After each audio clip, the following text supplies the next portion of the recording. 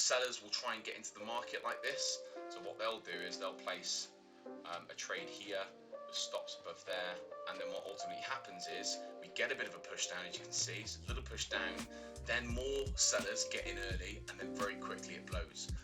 Welcome back, team, to a new video breakdown. Today I'm going to be talking through a couple of trades I took on GBPUSD last week. I'm going to try and get some of these trade breakdowns out to you more regularly now, just so you can kind of see what I'm doing, how I'm trading, and how I'm taking these positions, and hopefully it can help you. As always, if you're not doing so already, please make sure you subscribe and post any likes and comments below.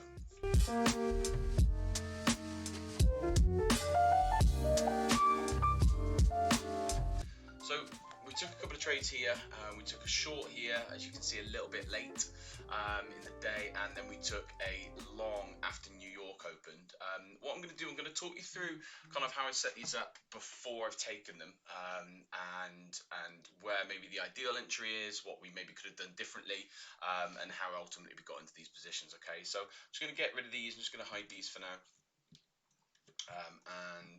and let's start at the beginning. So if I just use our replay tool, taking us back to kind of, this is after London's just opened in the morning, so this is between kind of 7, 8, 9 o'clock in the morning. This is when I start ultimately looking for trades and looking for setups. So look, as we can see, we are ultimately bearish.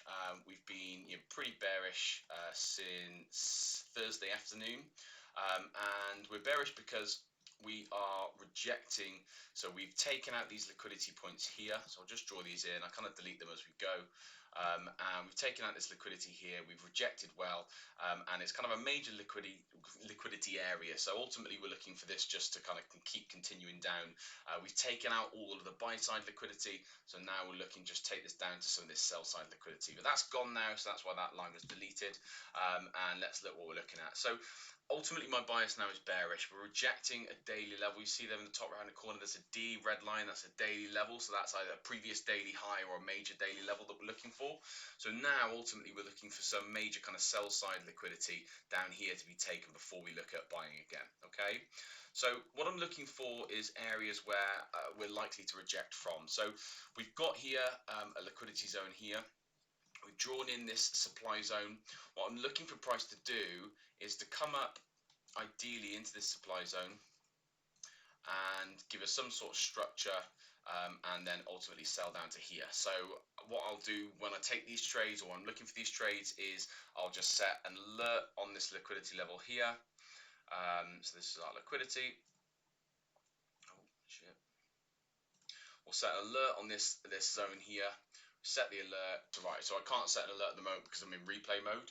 So ultimately we click this little plus button here, we set an alert, and then when price ultimately takes out some of this liquidity, we're then going to be looking to get into a short. Okay, so now I'm going to drop down to the lower time frame. We've got our clean zone here. You can see we start having some sort of rejection here. Okay, and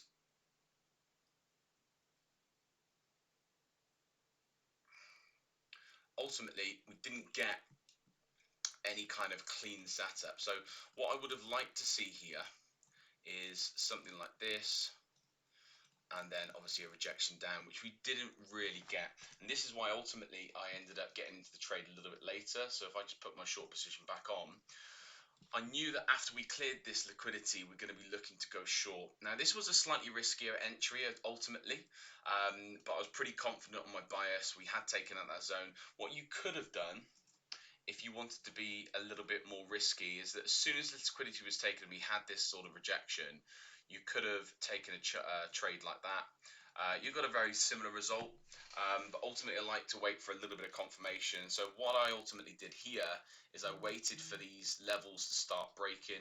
We've got these kind of breaks of structure here, and this, whilst we didn't have a retracement back up, which would have been ideal, I knew that we were going to be going short, so I took it ultimately like this. As you can see from my position, it was a little bit later than planned, but look, it worked out. I got my trade out, and we're happy with that. Okay.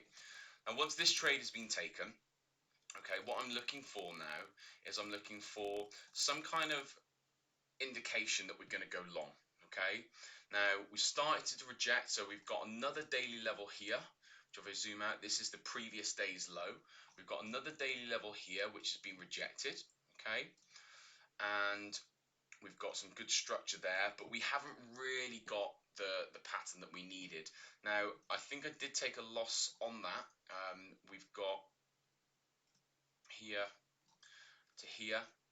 We took a loss on that one. Okay, we would have liked again some really clean structure. You know, price isn't always going to give you the absolute golden trades, okay, and the golden setups. Sometimes you have to be a little bit more risky with your entries.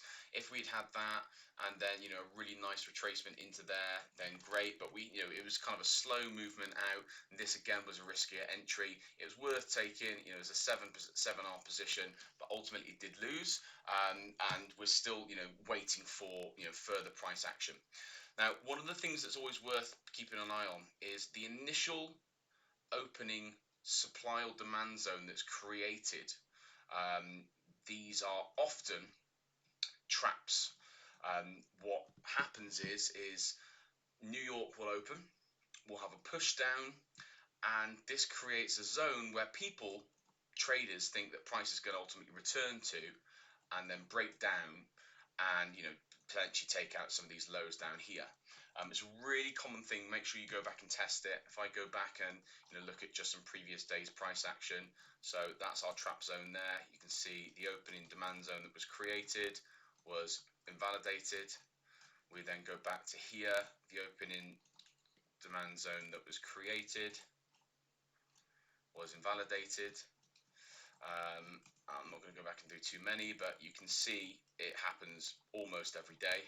Okay, so what we're looking for when we are seeing New York open is we're looking for that initial push up, push down, or initial push down, push up to give us a trap. So what this does is just added fuel to my reasons for entering into a long position. Okay, now what we've got here, let's zoom out a little bit more just so you can see it a little bit better.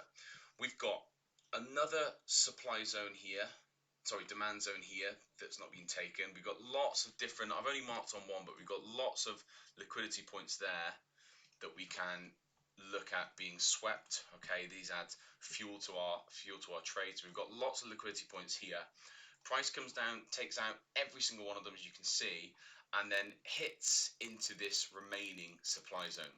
Now, demand zone, sorry. Now, what we're looking for here is if price rejects this or starts giving us some sort of rejection, again, ideally we want something like this, okay, or a false move and then a retest, something like that would be ideal. That will then tell us to get into the trade, basically.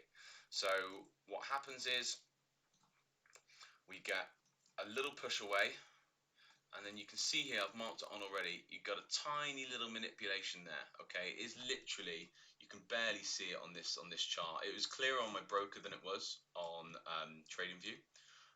In fact, on this chart, it's actually just equal lows. But you can I was looking at my broker at the same time. I could see that we had this push away, push back, and this for me was enough to get into the trade. So we took the position like this. Okay, after we saw a couple of rejections, you can see we've got some nice wick rejections here. So wick. It's not breaking past this point any further. These kind of rejections will indicate to me that we're going to be starting to push up. It was again a slightly riskier entry because we didn't have the trade absolutely perfectly lined up with really nice setup, but we've got these other factors. We've got liquidity being taken. Okay, we've got the fact that we've taken out a daily level, so we were expecting from the morning that we were going to push down until we've taken out some sell side liquidity. We've taken that sell side liquidity. Once we've taken that sell side liquidity, New York will often give us a reversal. So there's all these confluences that are adding up and helping my bias to be looking for a long. So we entered like this. We're going to be holding until this liquidity here, okay, because this is the last kind of major swing down. This swing up took out liquidity here, then we pushed down, taken that liquidity, we've taken that liquidity, we've taken that liquidity. We've now even got some trend line liquidity here as well that we can look at, and we can assume is going to be blown So we'll mark that up as trendline liquidity. So we've got all of these factors, all these confluences stacking up in our favor to tell us that the likelihood is we're probably going to be going long. So we take the entry there, we hold it until this remaining part. So when we pushed up, we tagged into a proportion of this supply zone. As you can see, show you, okay, so that was the supply zone here. If you look from here, last candle up, next candle down, liquidity here, you can see we tagged it, but we didn't take 50% of the zone, and that ideally is where we want 50% of that zone to be taken for this supply to be used up.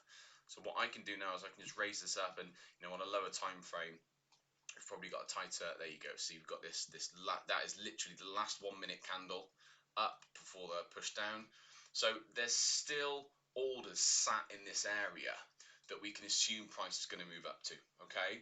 So what we've done is we've taken our position here. We're expecting this trap to be blown. Now what happens here is you'll often get a bit of rejection from these traps, and that's something that sellers will try and get into the market like this. So what they'll do is they'll place a trade here with stops above there. Move this out of the way so you can see it better, and they're expecting price to take down maybe some more liquidity below, and then what ultimately happens is we get a bit of a push down, as you can see, so a little push down, then more sellers get in early, and then very quickly it blows. So the New York open trap is one to pay really, really close attention to. I'm getting a lot of trades out of it lately, okay? And as you can see, we push up, we start taking out these areas. What's that line there? Let's get rid of that. Don't need that there, okay?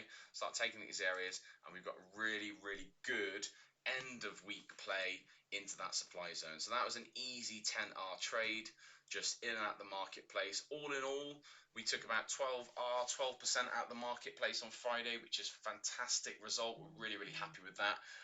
That can be depending if you're trading 1% per trade, that's 12%. That's 2-3 weeks worth of trading for some people. For me, I'm trading a little bit less, about 0.5%. That's me taking about 6% out of the marketplace. So fantastic day on Friday. Really, really good trading. Really, really clean setups. Maybe we could have had slightly better entries on these, but if there's enough confluences in your favor, if there's enough reasons to take your trade, when you're taking out 10R, you can sometimes take a loss, then get into a good trade. For me, I'll take maybe 2, maybe 3 positions maximum before I maybe take a step back and have a look at it further. But ultimately, as you can see, 1 10R trade covered our loss. We've had a fantastic day. So it's been about 10, 11R in total, allowing for spreads, commissions, that sort of thing. And ultimately, I think I did about 4.5% after everything was taken out. So fantastic day. As always, please make sure you pop me a subscribe, pop that notification bell on, and I look forward to seeing you in the next video.